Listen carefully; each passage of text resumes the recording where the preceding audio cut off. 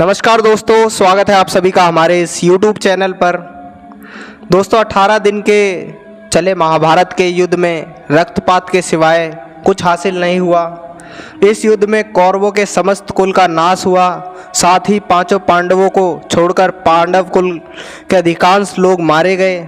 लेकिन इस युद्ध के कारण युद्ध के पश्चात एक और वंश का खात्मा हो गया, वो था श्री कृष्ण जी के यदुवंश का खात्मा।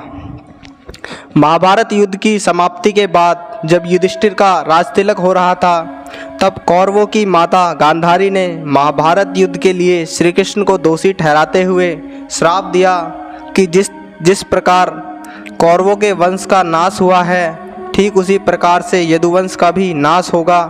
गांधारी के श्राप के बाद श्री कृष्ण द्वारका लौट आए, जिसके कुछ दिन बाद महाभारत की चर्चा करते हुए सात्यकी और कृतवर्मा में विवाद हुआ और सात्यकी ने गुस्से में आकर कृतवर्मा का सिर काट दिया, जिसके बाद यह लड़ाई युद्ध में तब्दील हो गई, जिसमें श्री कृष्ण के पुत्र प्रद्युम्न और सभी यदुवंशी मारे गए। केवल बरबू और दारुक ही बचे रह गए थे। यदुवंश के नाश के बाद कृष्ण के ज्येष्ठ भाई बलराम समुद्र तट पर बैठ गए और परमात्मा में लीन हो गए। इस प्रकार शेषनाग के अवतार बलराम जी ने देह त्यागी और स्वधाम लौट गए।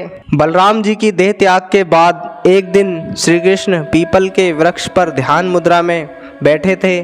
तभी वहाँ एक जरा नाम का बहेलिया हिरण का शिकार करने आया।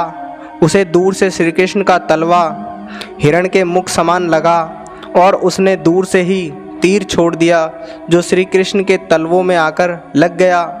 जिसके बाद वह पास देखता है तो आश्चर्य हो जाता है कि वह श्री कृष्ण थे। बहेलिया उनसे क्षमा याचना मांगता है। तब श्री कृष्ण कहते हैं कि तूने मेरे मन का कार्य किया है, तुझे स्वर्गलोक प्राप्त होगा। जिसके बाद उनका सारथी दारुक वहाँ पहुँचता है। तब श्री कृष्ण दारुक से कहते हैं कि नगरवासी को जाकर कहो कि श्री कृष्ण बलराम के साथ स्वधाम लौट चुके हैं और वो सभी भी द्वारका छोड़ दें, क्योंकि द्वारका जलमग्न हो जाएगी।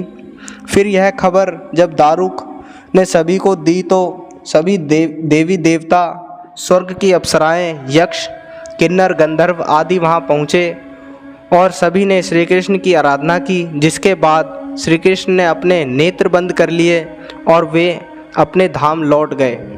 इसी के साथ धन्यवाद दोस्तों।